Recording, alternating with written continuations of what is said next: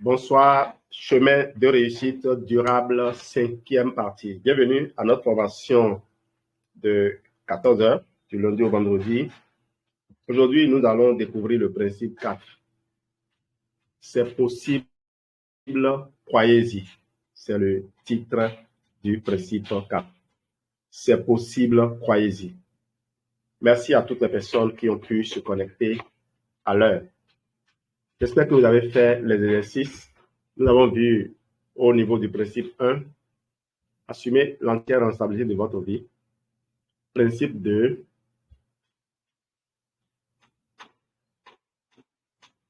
quelle est votre raison d'être sur Terre? Déterminez votre raison d'être sur Terre.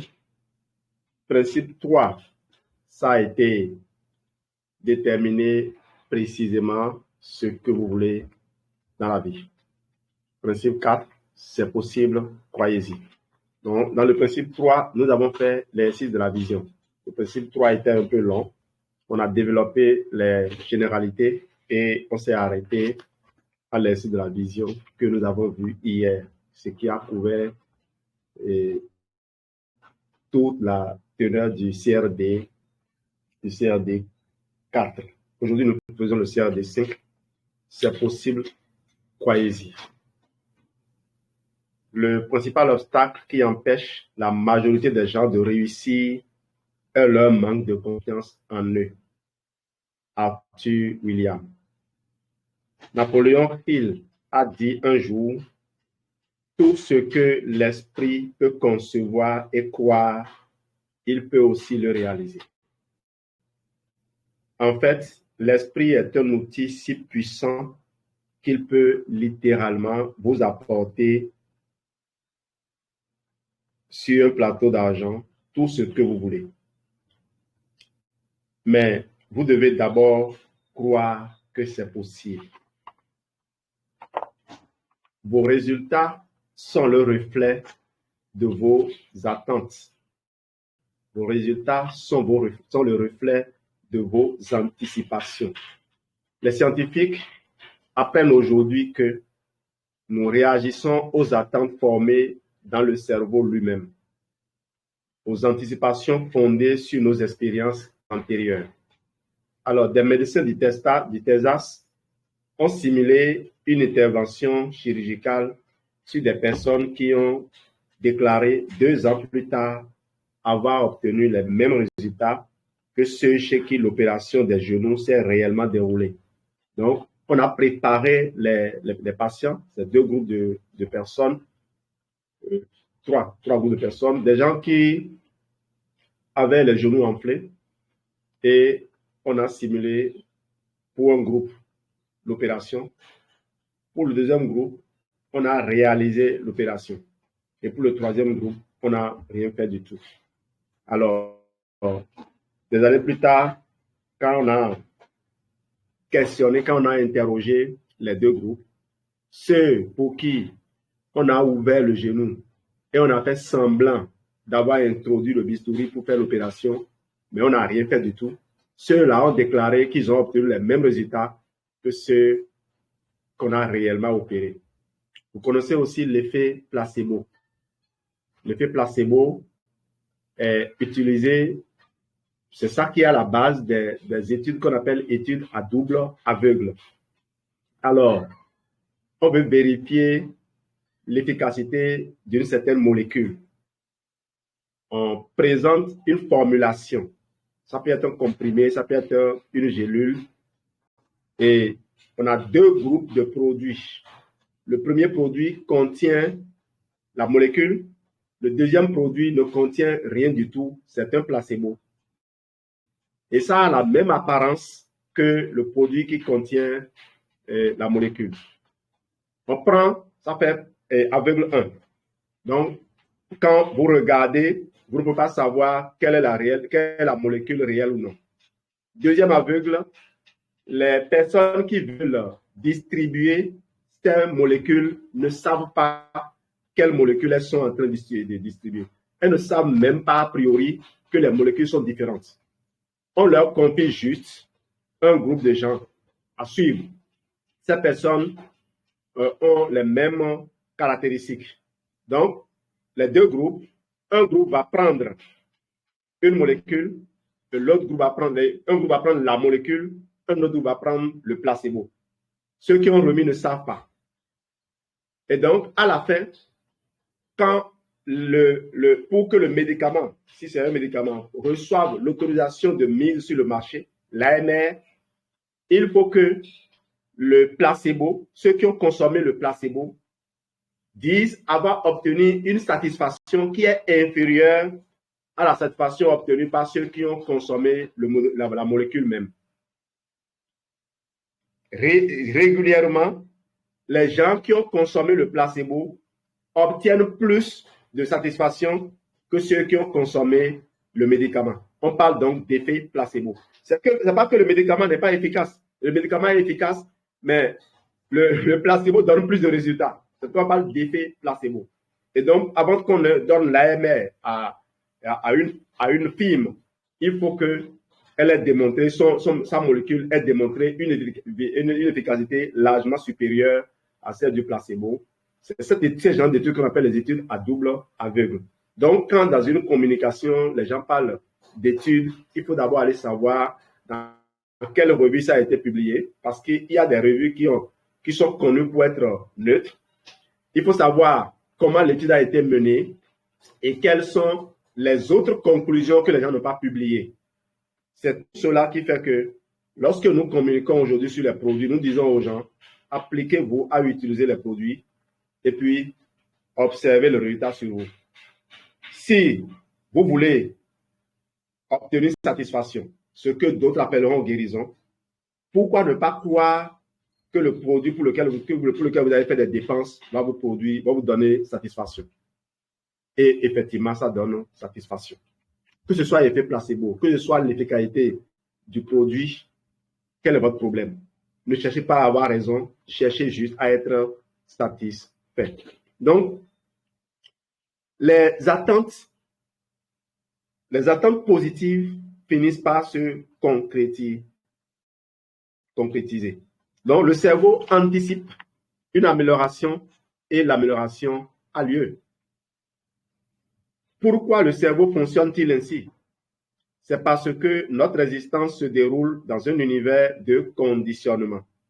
Au fil d'une existence ponctuée d'événements et d'expériences de toutes sortes, notre cerveau apprend à anticiper ce qui doit logiquement arriver par la suite, que cela se produise ou non. Puisque nous prévoyons la suite des événements, nous obtenons souvent exactement ce que nous avons envisagé. C'est la raison pour laquelle il est important d'entretenir des attentes positives dans notre esprit.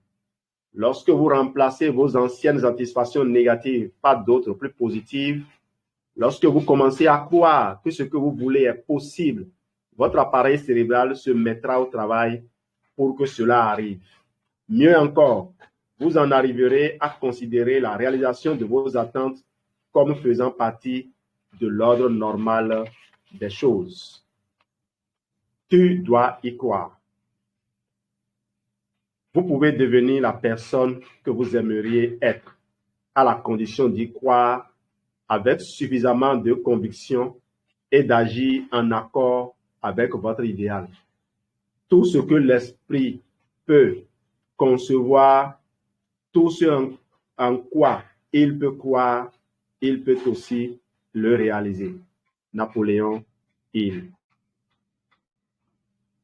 Rappelez-vous, quand vous êtes le plus proche d'atteindre vos objectifs, vous avez les plus grosses tentations.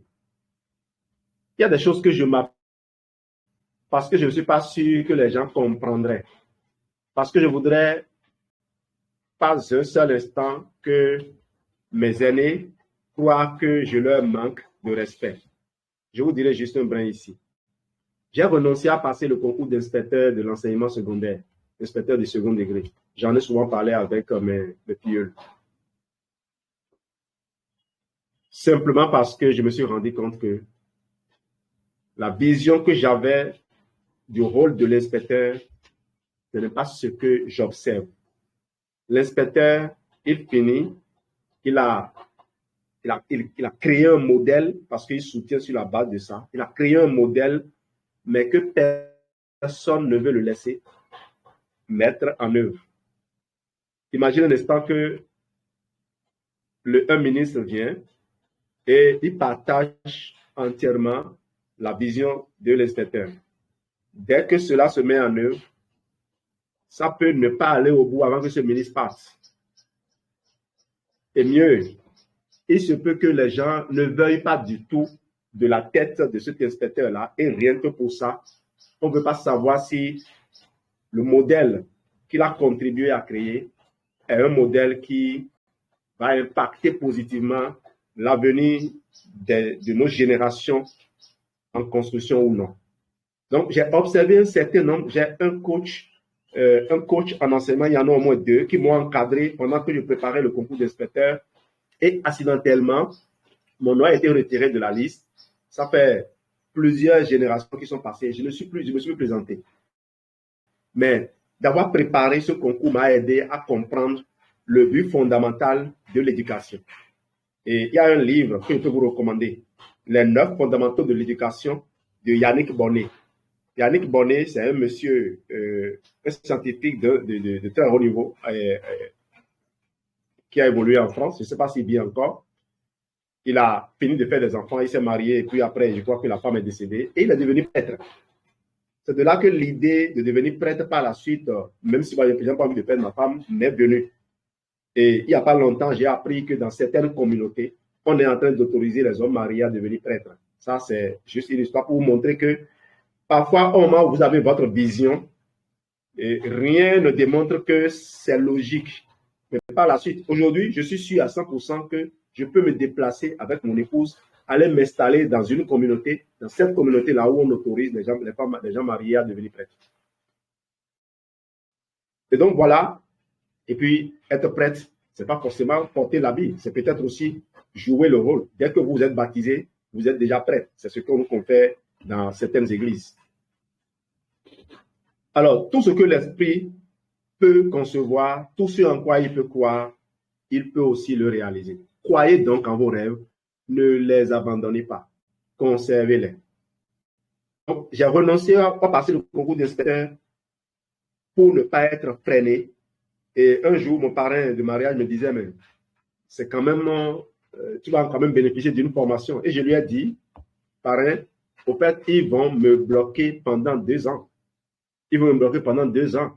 Et plus tard, de plus en plus, je réalise qu'en réalité, quand vous rentrez dans certains systèmes déjà créés et verrouillés, on essaie de vous conditionner pour que vous deveniez un parfait outil au service de leur système. Or, moi, j'aime la liberté. Et grâce à Forever, j'ai acquis la perception, la conviction que l'homme est né pour vivre libre. Né pour vivre libre aussi veut dire quoi? Pouvoir, en prenant conscience, en consommant consciemment un certain nombre de produits dès maintenant, dès qu'on a l'information, pouvoir mener une existence de jeune, alors qu'on aura peut-être plus de 80 ans, plus de 100 ans, puisque moi j'ai un objectif de 150 ans et plus. Faites-vous confiance et foncez.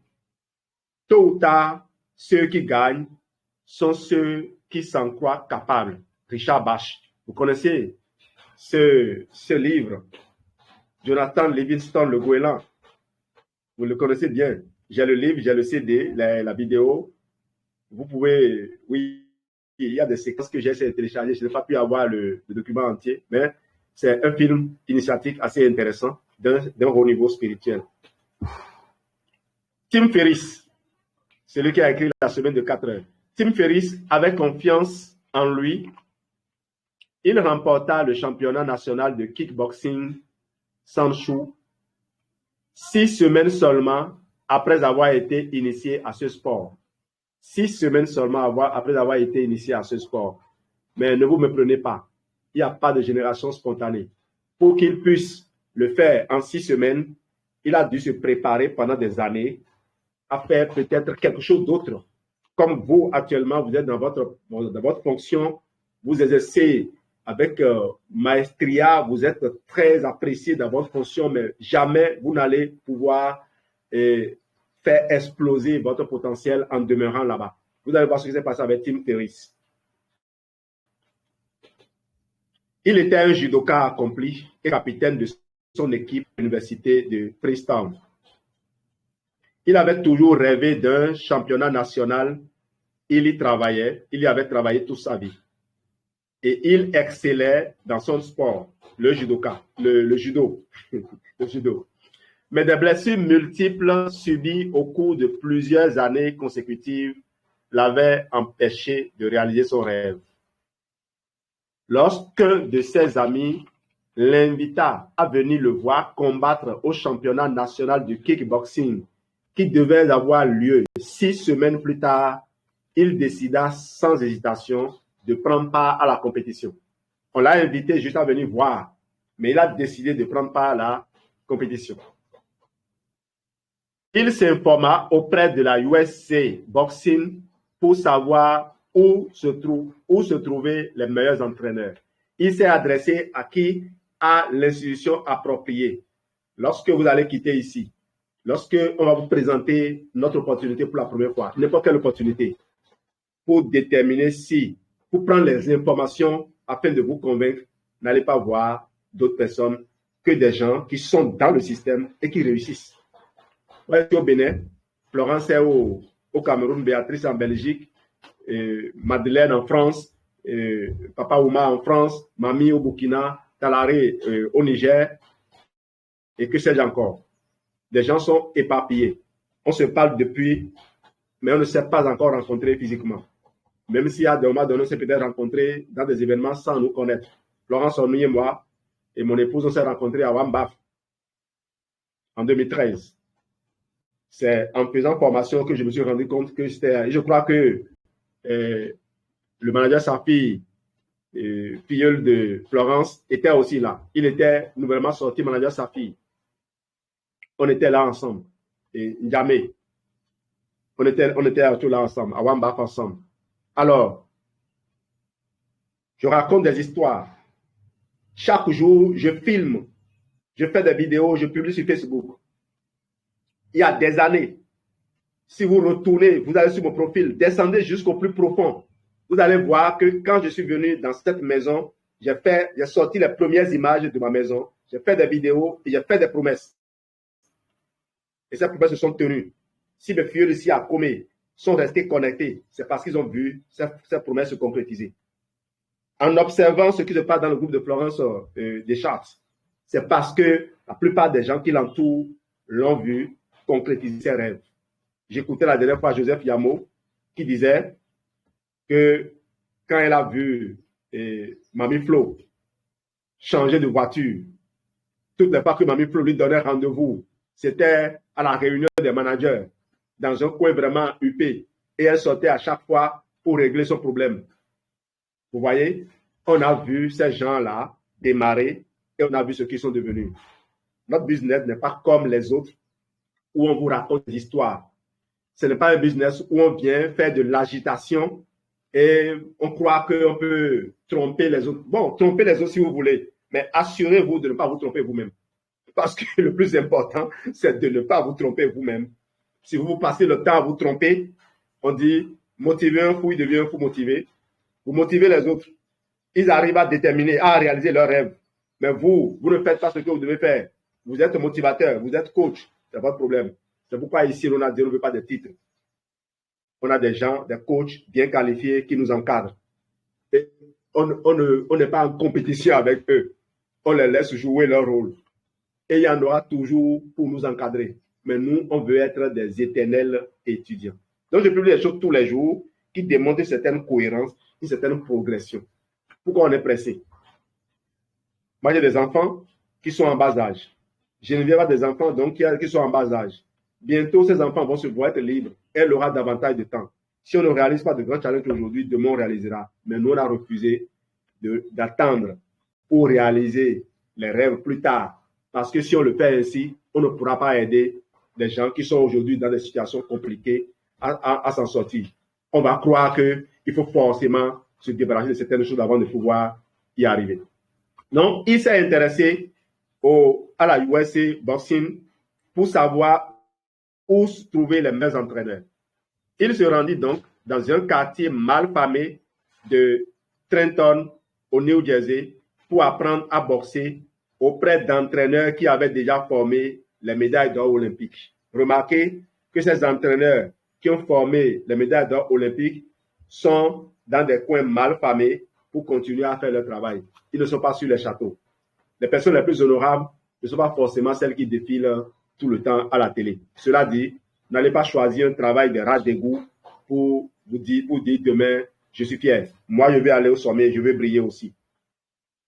Après 4 heures de combat épuisant dans le ring et se rendant à la salle de musculation, il se rendait plutôt à la salle de musculation pour continuer son régime d'entraînement draconien.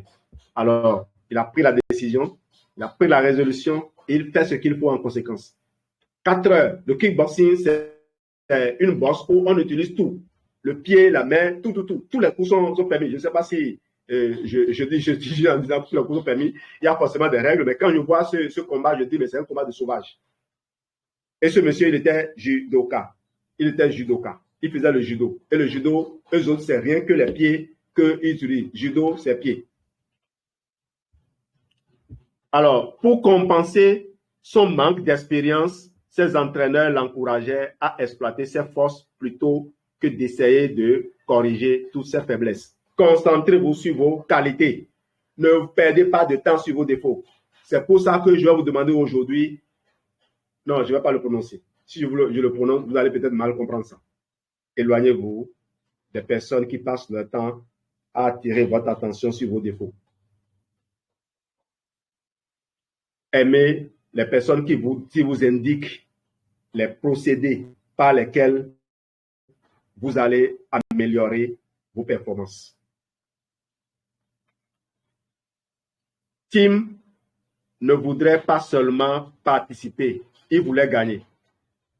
Il a battu 3 gros calibres pour les premiers rounds pour se hisser en finale. Et alors qu'il réfléchissait à ce qu'il devait faire pour remporter le combat décisif, la finale, il ferma les yeux et il visualisa la défaite qu'il faisait subir à son opposant dès le premier assaut.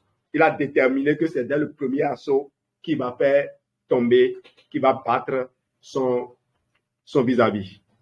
La plupart des gens échouent, non pas parce qu'ils n'ont pas suffisamment de talent ou d'aptitude pour atteindre leur but, mais bien plutôt parce qu'ils ne sont pas suffisamment convaincus de pouvoir y parvenir. Tim Ferriss. Vous possédez un grand avantage si quelqu'un croit en vous. Vous possédez un grand avantage si quelqu'un croit en vous. Rubén González était sur le point d'abandonner son rêve et c'est ce qu'il a décidé d'annoncer à son ami au téléphone après sa première journée d'entraînement. Craig, je suis en train de devenir cinglé. Mes côtes me font terriblement souffrir. Je pense que je me suis cassé un pied. C'est décidé, je reprends le football. Il devait laisser le football pour s'initier à la luge au centre d'entraînement de l'équipe olympique américaine. Craig l'interrompit. Rubén, place-toi devant un miroir. Et il dit quoi? Fais ce que je te dis. Mets-toi en face du miroir. Rubén se leva et se plaça devant un grand miroir où il pouvait se voir de la tête aux pieds. Maintenant, Rubén, répète après moi. Peu importe les difficultés, peu importe la douleur, je vais y arriver. Rubén se sentait ridicule au départ, puis, sur les injonctions de son ami, commença à retrouver son aplomb. Peu importe les difficultés, peu importe la douleur, je vais y arriver. Et il répéta la phrase encore et encore. Alors qu'il répétait l'affirmation pour la 5e fois, il se dit, ça alors, ça fait vraiment du bien. Je me tiens déjà un peu plus droit. Après la 10e répétition, il bondit dans les airs et cria, je me fous de ce qui peut m'arriver. Je vais y parvenir. Je peux me briser les 2 jambes, les os guérissent. Je serai de retour demain et je vais leur montrer. Je participerai aux Jeux olympiques. Il est étonnant de voir ce qu'il advient de votre confiance lorsque vous vous regardez littéralement droit dans les yeux et que vous répétez avec force que peu importe la difficulté, vous allez y arriver. Quel que soit le rêve que vous caressez, regardez-vous dans la glace et déclarez avec fermeté que vous allez réussir, peu importe le prix à payer. Vous connaissez maintenant l'intérêt des affirmations. Choisissez l'affirmation que vous allez faire et choisissez quand est-ce que vous allez le faire. Et n'oubliez pas celle-ci, mettez-vous devant un miroir et affirmez votre conviction que vous allez y arriver chaque matin. Rubén González a déclaré haut et fort qu'il allait réussir et cela a changé sa vie. Alors, selon vous, pourquoi Jack Canfield vient rapporter l'histoire de Rubén González? Ce n'est sûrement pas parce que après avoir dit tout ça, après avoir raconté tout ça, il a renoncé à son rêve. Vous pouvez imaginer la suite. Si on parle de lui, c'est parce qu'il allait au bout et il a accompli quelque chose. Eh bien, Rubén a participé aux Jeux olympiques de Calgary d'abord, Calgary en 1988, d'Albertville en 92 et de Salt Lake City en 2002. Et il s'est entraîné, je n'ai pas vérifié par la suite. Bien sûr, il a participé aux Jeux olympiques de 2006 à l'âge de 43 ans à Toronto, à l'âge de 43 ans, et il était le plus âgé. Il avait compéti avec des gens qui étaient de moitié qui avaient de moitié son âge. Quand vous avez un rêve, il faut le poursuivre jusqu'au bout. Merci de votre excellente attention. J'ai pris pratiquement les 30 minutes pour parler de ce principe qui était important. Je vais donc réduire le temps que je passerai sur la partie activité. On n'avait pas parlé de comment présenter son produit. La présentation du produit est une étape clé dans le processus de recrutement d'une future partenaire d'affaires. Il faut le savoir, à Forever, le meilleur distributeur est le client satisfait. Dans le marketing de réseau, peu importe ce qui marche, ce qui compte, c'est ce qui se duplique. Je crois qu'on a fait ça, non? On a parlé de ça. 4 éléments pour écrire une belle histoire. Oui, j'ai déjà fait ça. C'est donc le chapitre 4, faire le suivi des prospects. Excusez-moi donc.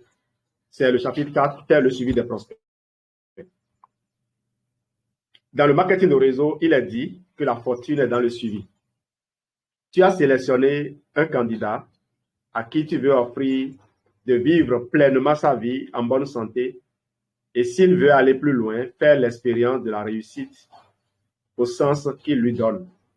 Tu l'as invité et tu lui as permis de prendre connaissance du contenu de ton livre, ta vidéo, ton enregistrement audio ou ton site internet. Jusqu'ici, tu as rassemblé du bois et le nécessaire pour allumer le feu en lui. L'étape suivante, c'est d'entretenir le feu suffisamment longtemps pour qu'il puisse continuer à brûler tout seul. Faire le suivi, c'est attiser le feu et le nourrir adéquatement. C'est quelque chose de prévu. Oui, et qui allume un feu donc pour le laisser s'éteindre, en tout cas pas toi. Voici 4 concepts qui te permettront de faire un suivi de qualité. Concept numéro 1, le suivi, c'est faire ce que tu as dit que tu allais faire. Donc, avant de quitter ton prospect après le premier entretien, tu dois pouvoir lui dire ce que tu vas faire avec lui par la suite. Et donc, le suivi, c'est tenir ses promesses. Le marketing de réseau est rempli de gens qui sont motivés un moment, puis ensuite ne mènent pas les actions qui suivent. Gère ton business avec un agenda physique ou électronique. Sois la personne qui fait ce qu'il a prévu de faire. Les gens respectent cela. Les gens respectent aussi la personne qui accorde de la valeur à leur temps. Concept 2. La seule raison de faire une exposition est de préparer, de programmer une autre. Si tu finis une présentation en programmant la prochaine, le prospect pourra éventuellement être édifié, prendre une décision éclairée sur l'offre. Tu as suivi les étapes et envoyé l'outil tiers. et tu dois vérifier si le candidat a déjà suivi la vidéo ou écouté l'audio ou visualisé et se connecter à ton canal. S'il dit non, je n'ai pas pu suivre, il est important de ne pas montrer ta déception. Ta réponse doit être, c'est d'accord. Je comprends que la vie peut nous submerger parfois. On peut être chargé. Quand pourrais-tu le faire? De façon sûre, très sûre. Une autre fois, il n'a pas encore suivi, contente-toi de répéter le même processus. Et quand il a fini par faire, pas sûr donc, voici la meilleure question à poser. Qu'as-tu le plus aimé? Qu'as-tu le plus aimé? S'il dit les produits, alors ta prochaine présentation aura rapport aux produits. Remarque, le but étant de passer par l'étape de client convaincu avant d'aller au business. C'est sur les produits que la présentation est d'abord axée. Il faut noter une chose. Si vous ne savez pas ce que vous voulez faire exactement, si vous ne savez pas le modèle, le type de réseau que vous avez envie de créer exactement, vous allez être entraîné sur de mauvais chemins par des motivateurs. Croyez-moi, quelle que soit votre ancienneté dans ce business, quel que soit le niveau de résultat que vous avez dans ce business, il n'y a pas de formule à imposer à quelqu'un. Parce que Dieu continue d'opérer dans ce monde. Dieu continue de montrer de nouveaux chemins aux gens. On ne va pas réinventer la roue, c'est sûr. Mais ne dites pas que ceci est une panacée. Quelqu'un a dit parfois, il faut tirer du côté opposé pour atteindre la cible. Vous connaissez ces films où le monstre se présente dans plusieurs miroirs. Pour que son image apparaisse dans un miroir, c'est qu'il est quelque part derrière. Et il a utilisé peut-être des reflets multiples pour vous tromper. Il n'est qu'à un seul endroit et ce n'est pas forcément là où vous pensez le voir. Ce que je veux dire par là, c'est quoi? Certains prônent qu'il faut forcément parler de recrutement aux gens tout de suite. Moi, j'ai fait entièrement confiance à mon parrain Raoul Angelo, qui a construit un réseau jusqu'à un niveau donné et qui a suivi des leaders comme John Equelegin, qui ont été double diamants, qui ont construit des réseaux assez dynamiques dans un temps record, mais aujourd'hui, ils n'ont plus pratiquement personne derrière eux. Pour dire que amener d'abord les gens à être convaincus des produits avant de passer à l'étape de recrutement. Intégrer dans votre processus de recrutement toute personne que j'aborde, c'est dans le but de le recruter. Même s'il doit démarrer par client, mon but final, c'est qu'il fasse le business. Parce que mon but, c'est quoi? Qu'il devienne généreux. Que cette personne devienne généreuse. Qui n'est pas généreux dans le cœur? Qui peut faire l'expérience du bonheur aussi intense que ce que ces produits nous donnent et s'abstenir de partager ça avec d'autres? Ce n'est pas parce qu'on les intimide en nous présentant nous-mêmes comme des experts, tout en prétestant ne pas en être. Je prie chaque jour que Dieu me fasse dire à l'audience qui est devant moi ce qu'elle mérite d'entendre. Parce qu'il y a des audiences à qui je vais dire, faites ceci et j'aurai bien fait. Et à d'autres audiences, je dirai exactement la même chose et j'aurai mal fait. Ne croyez pas un seul instant qu'à un moment donné, on va prendre le pouvoir et mener ce monde tout seul. Qu'as-tu le plus aimé? S'il dit le produit, donc ta prochaine présentation, c'est sur les produits. S'il dit que c'est la liberté financière, tu feras prochainement une présentation sur l'opportunité. Et une présentation sur l'opportunité passe toujours par, tu utilises les produits, tu fais tout pour être satisfait des produits. C'est en cela que j'ai aimé l'histoire de Adjabi Bata. Adjabi Bata a dit quoi? Qu'elle est sortie animatrice, mais elle ne se sent pas confortable parce qu'elle ne voit pas les résultats qu'elle a obtenus avec les produits. Mais pourquoi elle va donc aller continuer à dire aux gens, venez faire ce business, venez faire ce business? Eh bien, elle n'a qu'à s'appliquer à faire attention à son corps. Certains corps sont tellement affectés que il faut peut-être des années avant de réaliser l'impact positif que certains produits ont eu à faire sur eux. Il faut prier aussi Prie et tu verras la lumière. En attendant, si tu n'es pas confortable avec tous les produits, ne parle que des produits dont tu as été satisfait. Quand tu as donné le kid à tes petits-fils, tu as vu ce que ça a fait sur eux. Quand tu as donné le bright aux gens, tu as vu ce que ça a fait. Quelqu'un s'est blessé, tu as utilisé le first, tu as vu ce que ça a fait. Partage ça. De toute façon, quand les gens vont démarrer, ils ne vont pas te demander ton avis avant d'aller faire les autres expériences. Et quand tu vas goûter, il va leur dire, mais pourquoi vous continuez à courir comme ça sur ces produits? Moi, je n'ai rien ressenti. Ils vous diront, ce n'est pas important que toi tu ressens. C'est ce que moi, je ressens qui est important.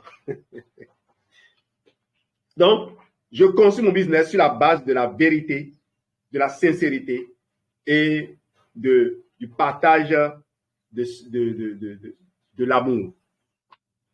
Alors, cela dépendra alors de la réponse de la personne. Non, autre belle question à poser sur une échelle de 1 à 10, 1 signifiant aucun intérêt et 10, tu es prêt à commencer, où te situes-tu?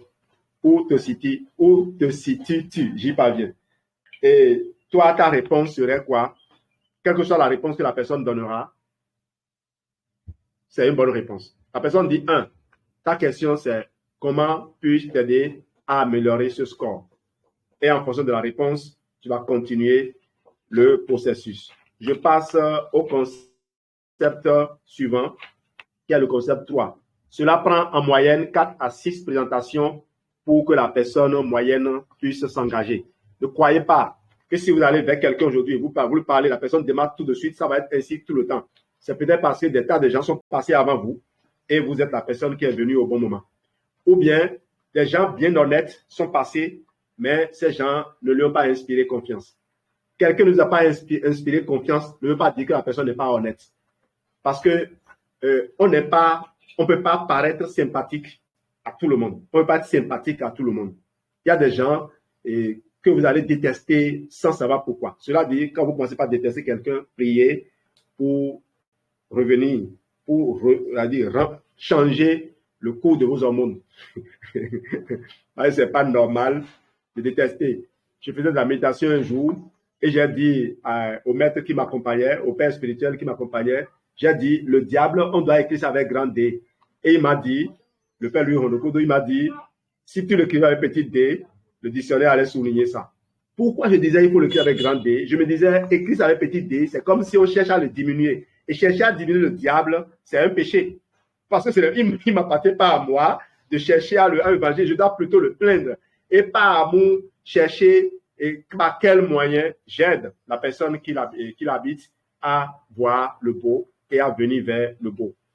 La lumière va toujours attirer, la lumière va toujours faire partie de l'obscurité. Donc, ne dormez pas sur 1, 2 contacts et puis c'est fini. Vous pouvez aller jusqu'à 20 fois avant que la personne ne décide. Et Jane Leach a élaboré un programme appelé le système des classeurs. Le système des classeurs, c'est qu'il y a un classeur pour chaque où tu as dressé les prospects que tu as suivis pour chaque mois. On est au mois de novembre. Les prospects que tu as suivis maintenant, tu connais leur liste. Et tu as parlé à quelqu'un. La personne, en fonction des réponses qu'elle t'a données, tu as déterminé que c'est dans 3 mois que tu vas la recontacter. Donc, tu écris novembre, on est aujourd'hui au 4 novembre ou bien, oui, 4 novembre ou 5 novembre. 4 novembre, je crois. Hein. On est au 4 novembre. Le 4 février ou bien le 4 janvier, ça va faire 2 mois. C'est bien ça, hein? 4 décembre, 4 janvier, 1 mois et 2 mois. Donc, 4 mars, 3 mois. Donc, cette personne-là, je dois la recontacter le 4 mars. Tu écris 4 mars et tu vas ranger cette fiche, la fiche de cette personne à l'endroit correspondant dans ton classeur. Nous, on a proposé des chemises dossiers ou des classes, des chemises dossiers ou des cartables. Et on écrit mois de janvier, février, mars, avril jusqu'à décembre et on met aussi mois en cours. Les dossiers du mois en cours, on les met dans le classeur correspondant à la veille quand on a fait le bilan. Si vous voulez, on peut partager aussi cette formule qui permet de gérer son business sans perdre de vue un prospect jusqu'à la fin. Et concept numéro 4 pour finir, rapproche les expositions pour plus de résultats. Alors, si vous traînez trop avant de retourner vers les gens, il se peut que les gens se refroidissent. Quand la personne a commencé, la personne est venue suivre une PPE. Et la PPE, c'est toujours quand la personne a déjà fait l'expérience du produit, a déjà entendu parler de Forever. On ne vient pas dans une PPE découvrir, ah, mais c'est de Forever qui s'agissait. C'est pas bien. Pas bien, parce que si tu attrapes comme ça, il va essayer d'attraper aussi les autres comme ça. Et les gens qu'on attrape, ils viennent éveillés. On dit, celui qui jette un filet devant les yeux de l'oiseau, il perd son temps. Il perd son temps. Donc, il ne faut pas faire dupliquer quelque chose qui ne veut pas durer dans le temps. Donc, il ne faut pas construire un réseau qui va se disperser par la suite. Même un bébé aujourd'hui qui a la conscience, qui peut se rappeler comme produit du bien, si tu utilises ce produit pour le bébé, il va rester amoureux du produit à vie. Et c'est le but. Quand on est diamant, on peut aller à la retraite et continuer à jouir de l'activité qu'on a menée. Forever a permis ça et pourtant, n'a continué de courir aujourd'hui. Vous pensez qu'elle court pour l'argent? Non, elle court parce qu'elle est contaminée par l'amour. Merci de votre attention et toutes mes excuses pour le débordement.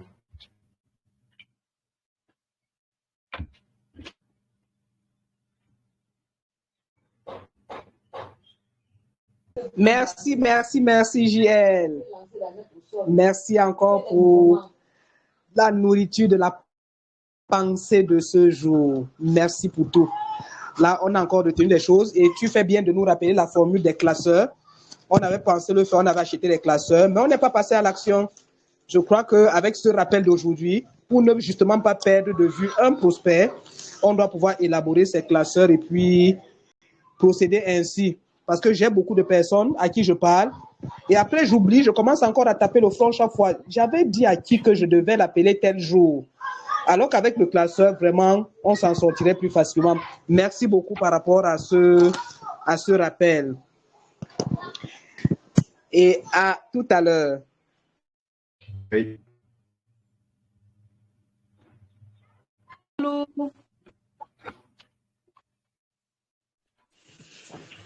Bonjour, bonjour.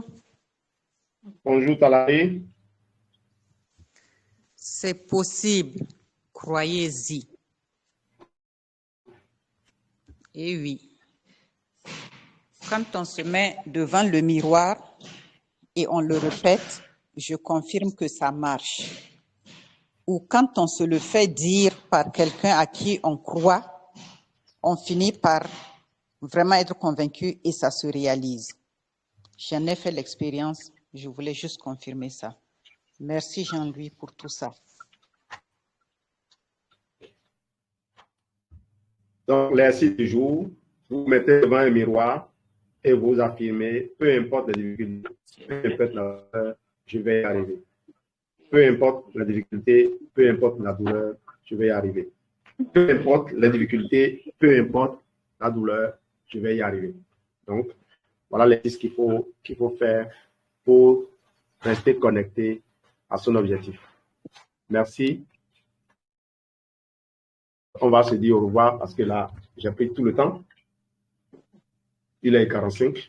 À moins qu'il y ait une question. On a affiché au début de la formation Ouaga 2023. J'y suis. Et toi?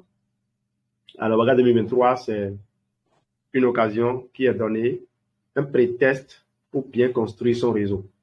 Un prétexte pour permettre à qui que ce soit, animateur adjoint même, animateur, nous on était animateur pour la première fois quand on nous a offert l'opportunité de voyager à Abuja. Et tout de suite, on a pensé qu'on ne pouvait pas aller à Abuja seul. Aller dans un événement seul, à quoi ça sert? Il faut toujours se faire accompagner. Et comme c'était un voyage, nous, animateurs adjoints, on avait offert à nos filles qui pouvaient payer la moitié du voyage, de leur payer également le voyage. On était animateurs, j'ai dit.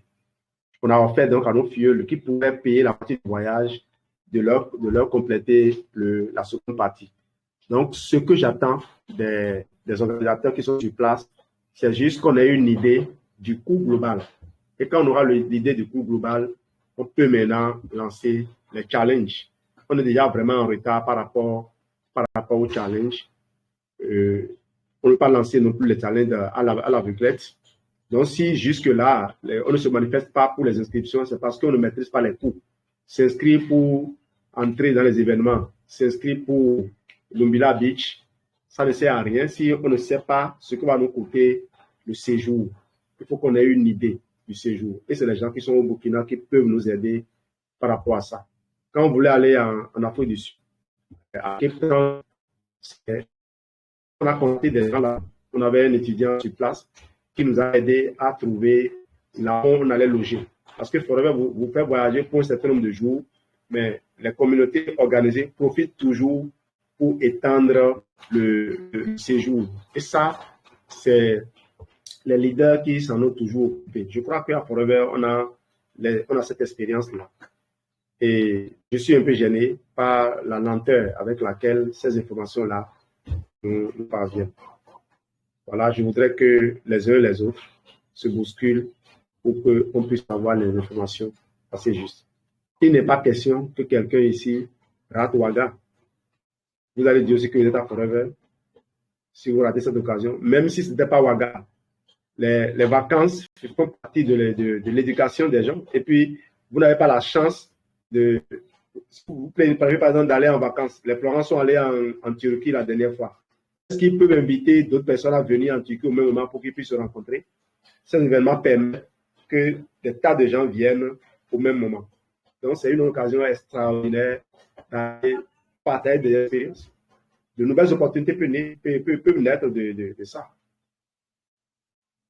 Voilà ce qu'il a voulu dire par rapport à Ouaga.